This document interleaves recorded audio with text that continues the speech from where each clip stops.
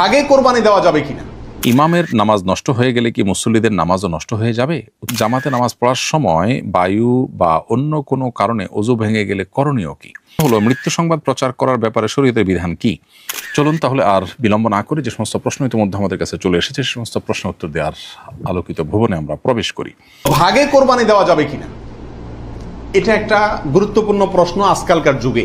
কারণ কোন কোন ওলামা একরাম বলছেন ভাগে কোরবানি দেওয়া যাবে না, বরং গরু হোক আর ওঁট হোক, যত বড় পশুই হোক, দিলে একজনের পক্ষ থেকে দিতে হবে, 7 ব্যক্তির পক্ষ থেকে যথেষ্ট হবে। এই যে কথা প্রচলিত আছে, এটাকে অনেক কোন কোন ওলামা একরাম কি করছেন, অস্বীকার করছেন। আসলে সঠিক কোনটা এ ব্যাপারে আগেই বলেছি যে একাডেমিক আলোচনা খুব বেশি লম্বাচড়া করার ইচ্ছা নাই এবং সুযোগও নেই। শুধু সংক্ষেপে এটুকু বলবো, সব যুগেই সবচাইতে বেশি সংখ্যক ওলামাদের মতে, বলা যায় প্রায় সবার মতে, সমস্ত ওলামা একরামের মতেই বলা যেতে পারে প্রায়, গরুর ক্ষেত্রে একটা গরু 7 জন ব্যক্তির পক্ষ থেকে কি হবে, কোরবানির জন্য যথেষ্ট হবে। এক্ষেত্রে বিচ্ছিন্নভাবে যে 2-1 জন আলেম বলছেন যে গরু হোক আর ওঁট হোক একজন থেকে হবে, 7 জন থেকে হবে না, তাদের যুক্তিগুলা খুবই ঠুনকো এবং খুবই দুর্বল। নবী আলাইহিস সালাম যে সফরে একাধিক ব্যক্তিকে কোরবানিতে অংশগ্রহণের সুযোগ দিয়েছিলেন, তারা বলেন যে এটা সফরের জন্য নির্দিষ্ট, অথচ নবী আলাইহিস সালাম সেটা নির্দিষ্ট করেন নাই, এটা ওনারা নির্দিষ্ট করছেন। নবী আলাইহিস সালামের কোনো নির্দেশ সফরে হোক, হাজারে হোক, সফরের বাইরে হোক, যে কোনো নির্দেশ সাধারণত ব্যাপকভাবেই সবার জন্য সব সময়ের জন্য প্রযোজ্য হয়, যদি কোরআন এবং সুন্নাহর কোনো বর্ণনা দ্বারা নবী আলাইহিস সালাম নিজে ওইটাকে নির্দিষ্ট না করে দেন। তিনি সফরে যদি কোনো নির্দেশ করেন, ওই সফরের বাইরের জন্য সেটা কার্যকর হবে কি হবে না। যদি কেউ সফরের জন্য নির্দিষ্ট করতে চায়, তাহলে তার জন্য পৃথক দলিলের প্রয়োজন। বিধায় এটাই হলো বেশিরভাগ ওলামা একরামের মত। বিচ্ছিন্নভাবে কোনো আলেমের মত থাকতে পারে, কিন্তু সে 1-2 জন আলেমের কথা না শুনে সংখ্যাগরিষ্ঠ ওলামা একরামের মতের উপর আমল করবেন। গরুর ক্ষেত্রে 7 জনের পক্ষ থেকে যথেষ্ট হবে। তবে একটা কথা এখানে বলতেই হবে, সেটা হলো উত্তম হলো একাকি দেওয়া, ভাগে না দিয়ে কিকে দেওয়া, একাকি দেওয়া। এক্ষেত্রে কারোর কোনো দ্বিমত নাই, একাকি দিতে পারলে সেটা সবচেয়ে বেস্ট। এবং ইমামের নামাজ নষ্ট হয়ে গেলে কি মুসল্লিদের নামাজও নষ্ট হয়ে যাবে? উত্তর হলো হ্যাঁ, ইমামের নামাজ যদি ভেঙে যায় তাহলে মুসল্লিদের নামাজও ভেঙে যাবে এবং পরবর্তী করণীয় ইমাম এবং মুসল্লি সকলের জন্য সমানভাবে প্রযোজ্য হবে।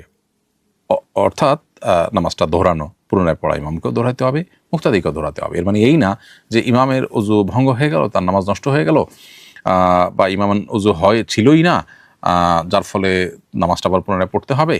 এখন মুক্তাদিদেরও ওযু ছিল না, ধর্তব্য হবে এমন না। মানে নামাজ হওয়া না হওয়ার ক্ষেত্রে উভয়টা সমান হিসাবে বিবেচিত হবে।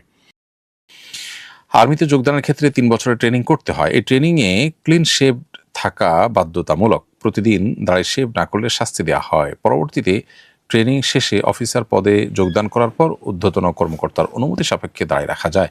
এক্ষেত্রে একজন মুসলিমের কি করণীয়? এই চাকরির জন্য 3 বছর দাড়ি শেভ করা যাবে কিনা? প্রথম কথা হলো, একটি মুসলিম রাষ্ট্রে এই ধরনের নিয়ম থাকাটা খুবই দুর্ভাগ্যজনক। আমরা আশা করব সংশ্লিষ্ট যারা আছেন তারা এই নিয়ম পরিবর্তন করবেন। মুসলিম সমাজে ইসলাম যেটাকে অ্যালাউ করে না সেরকম কোনো কিছু করতে বাধ্য করা, এটা মানুষের মৌলিক যে তার অধিকার আছে সেটা খর্ব করার শামিল। আমি মনে করি যে এই জায়গাটাতে পরিবর্তন আনবার যথেষ্ট সুযোগ আছে। আমি আবারও উদাত্ত আহ্বান রাখতে চাই সংশ্লিষ্টদের কাছে, তারা যেন আল্লাহর ভয়ে এই বিষয়টিকে সংশোধন করেন। বাকি যে জিনিসটা আসলে নাজায়েজ করে সেটা তো আসলে সর্বাবস্থায় নাজায়েজ হয়। বিশেষ করে আপনার কোনো একটা সুযোগ সুবিধা পাওয়ার জন্য আপনি কোনো একটা গুনাহের কাজ করতে পারেন না। তারপরও যদি কেউ করে ফেলেন তাহলে তিনি তওবা করলে আল্লাহ তাআলার কাছে আশা করে যে আল্লাহ তাআলা ক্ষমা করবেন। এরপর প্রশ্ন করেছেন আজমেরি খাতুন, আপনি লিখেছেন আপন মামাতো ভাইদের সাথে খেলার সময় বা একসাথে বসে কথা বলার সময় নর্মালি হাত ধরা বা গায়ে হাত দেওয়া যাবে কি না? উত্তর হলো, মামাতো ভাই মূলত গায়রে মাহরাম, আর গায়রে মাহরাম নারী পুরুষের জন্য একে অপরের হাত স্পর্শ করা এটা জায়েজ নয়। অতএব এই ব্যাপারে সতর্ক থাকতে হবে। অনিচ্ছাকৃতভাবে স্পর্শ হয়ে গেছে সেটা ভিন্ন বিষয়।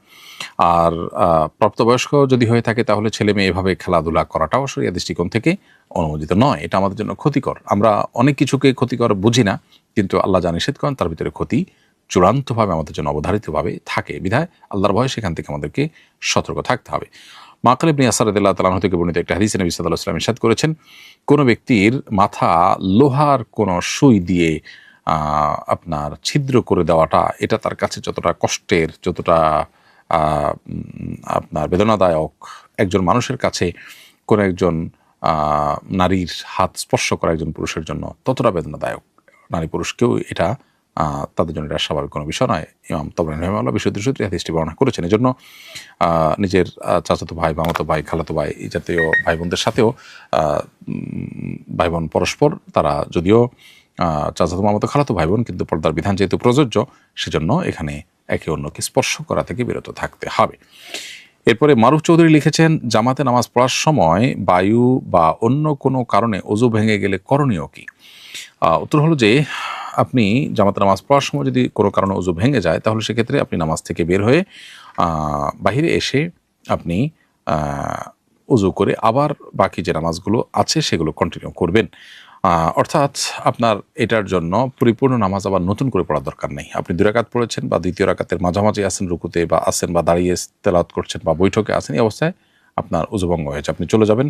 কারোর সাথে কথা বলা যায়, শুধু ওযু করে আবার আপন জায়গায় ফিরে যে জায়গায় ছিলেন সেখান থেকে আবার নামাজ কন্টিনিউ করবেন। আর যদি জামাতে নামাজ হয়, তাহলে ফিরে এসে ইমামকে যে অবস্থা পান সেই অবস্থায় পড়বেন। এর মাঝে যদি 1 রাকাত পরিপূর্ণ মিস হয়ে যায়, তাহলে সেই রাকাতটা আবার আপনি মাসবুক হিসেবে আদায় করবেন। আর যদি মিস না হয়, তাহলে সেটার কোনো কথা নেই, সেক্ষেত্রে আপনার নামাজ হয়ে গেল। এরপরে প্রশ্ন হলো, মৃত্যু সংবাদ প্রচার করার ব্যাপারে শরীয়তের বিধান কি? উত্তর হলো যে, মৃত্যুর সংবাদ অন্যদেরকে জানানো এটা মৌলিকভাবে জায়েজ। তবে নবী করিম সাল্লাল্লাহু আলাইহি ওয়াসাল্লাম নাজাশী, জাফর ইবনে আবু তালেব, যায়েদ ইবনে হারিসা, এদের আপনার মৃত্যুর সংবাদ অন্যদেরকে শুনিয়েছেন, জানিয়েছেন। বিধায় আমরাও আমাদের মৃত্যুর সংবাদ শোনাতে অসুবিধা নেই। অবশ্য জাহিলি যুগের মতো মৃত্যুর সংবাদ প্রচার এর বিষয়টাকে যদি আমরা মাতমের পর্যায়ে নিয়ে যাই, বা অনেক সময় দেখা যায় জাহিলি যুগে মৃত্যু সংবাদকে কেন্দ্র করে আপনার ব্যক্তির প্রশংসানামা পাঠ করা হতো বা মাতম করা হতো, এই টাইপের যদি হয়, তাহলে সেটা নিষিদ্ধ। এমনি সাধারণ ঘোষণাতে কোনো অসুবিধা নেই। মেয়েদের জন্য ইসলামী নাশিদ শোনা কি জায়েজ? উত্তর হলো, মৌলিকভাবে মেয়েদের জন্য ইসলামিক নাশিদ শোনা জায়েজ। তবে কোনো বিশেষ পুরুষ শিল্পীর প্রতি যদি আকর্ষণ বোধ করেন কোনো নারী, তাহলে সেক্ষেত্রে সেটা তার জন্য শোনা না জায়েজ হবে এবং গুনাহের বিষয় হবে। সুদের টাকা গরিব মিসকিনকে না বলে দেওয়া যাবে কিনা? উত্তর হলো, আপনি সুদের টাকা দান করে দিতে হবে। এখন গরিব মিসকিনকে দিলে তারা মনে কষ্ট পেতে পারে, এরকম যদি চিন্তা থেকে না বলে দেন, তাতে জায়েজ হবে, কারণ তার জন্য ভোগ করা তো জায়েজ। অতএব তাকে বলে দেওয়া আবশ্যক নয়, আপনি না বলে দিলেও দায়মুক্ত হবেন। এরপর প্রশ্ন হলো, আমি গেল রমজানে ইতিকাফে বসেছিলাম, কিন্তু অসুস্থতার কারণে 10 দিন পূরণ করতে পারিনি। 7 দিনের মাথায় বাড়িতে চলে আসছিলাম। এখন আমার করণীয় কি? কেউ কেউ বলছেন এখন আমার আবার 10 দিন কাফারা হিসাবে ইতিকাফ করতে হবে। সঠিক বিষয়টা জানাবেন প্লিজ। এর উত্তর হলো যে, একদিনের ইতিকাফ মূলত ভাঙছে যে দিনটাতে আপনি বের হয়েছেন, অতএব ওই দিনের ইতিকাফ করলেই আপনার চলবে। তবে পুরো 10 দিনের যদি পুরো ইতিকাফ